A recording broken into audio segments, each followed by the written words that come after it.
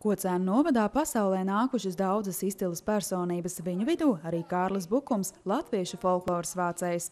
Pieminot viņa 130. jubileju, Kocēnu novadā piekdien notika atceres pasākums.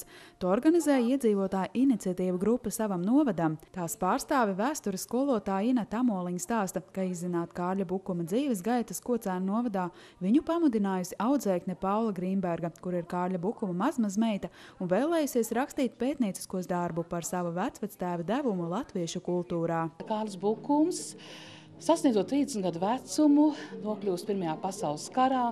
Viņš tiek smagi ievainots, paliek bez kājas, visu mūžu invalīds, bet meklē savai dzīvē piepildījumu.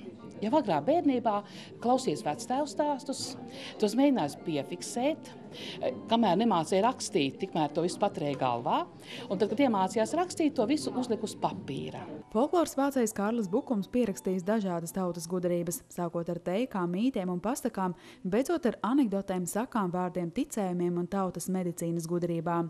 Apceļojot mājas un tiekoties ar cilvēkiem, viņš to visu pierakstījis un vēlāk nodevis latviešu folkloras krātuvei. 1925. gadā izveidojas Latviešu folkloras krātuve, un tā aicināja cilvēkus atsūtīt savus savāktos materiālus.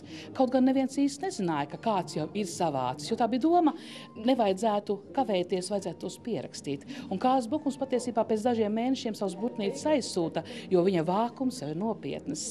18,000 vienību glabājās Latviešu folkloras krātuvē, kas patiesībā nav apgūti. Tie tikai nedaudz apskatīti, ieskicēti. Kārļa Bukuma dēls Gunārs Bukums savu tēvu atceras kā godīgu un strādīgu cilvēku, jo, lai gan karā zaudējis kāju, viņš aizvien ir spējis veikt zemes darbus un pat strādāt mežā. Latvijas laikā viņš kopā ar sievu Valmierā nomājis nelielu kiosku, kur tirgojuši avīzes un dažādus saldumus, taču folkloras vākšana bijusi viņa sirdslieta. Es atceros sarakstīšanos, vai ne? Un sākumā, kad viņš bija jaunāks, viņš tomēr braukāja apkārt, vai ne, un pa mājām ir sevišķi veciem cilvēkiem gāja un vāca, vai ne, visu informāciju. Gunārs Bukums atceras, ka tēvs viņam bērnībā bieži stāstījis dažādas latviešu tautas teikas un pasakas. Savukārt pieaugot, viņi nereti runājuši par Kārļa Bukuma dzimto pusi Kocēnu novadu. Robenes kapie runāja par savu brālēnu Vēsi, tur, kas pie Robenes dzīvoja kādreiz.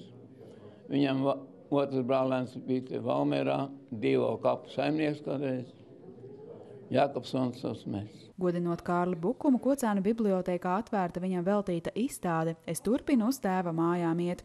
Savukārt pie viņa dzimtajām mājām Vaidavas pagasta Gribiešos atklāta piemiņas plāksne. Viņš pats saka tā, es savu dzīvi gan atceros no 3 gadu vecuma, bet uzrakstot savu autobiogrāfiju, kas ir vairāk nekā 100 lapas pušu gara un kura ir pieejama reto rokrakstu krātuvē un tagad arī jaunajā internetu vietnē history.lv, mēs varam lasīt un uzzināt par gribiešiem tik un interesantas lietas, jo viņš atkal ir taujājis savam vectēvam, vecmāmiņai par savu piedzimšanu un par savu dzīvi, par savu senču dzīvi, un viņš ar kārtīgi visu izracis, izpētījis un atstājis nākamajām paudzēm. Dienas gaitā norisinājās arī Kārļa Bukuma 130.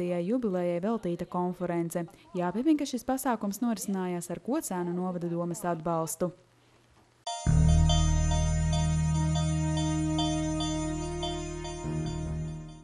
Dienu pirms Deivisa kausa izcīņas spēlēm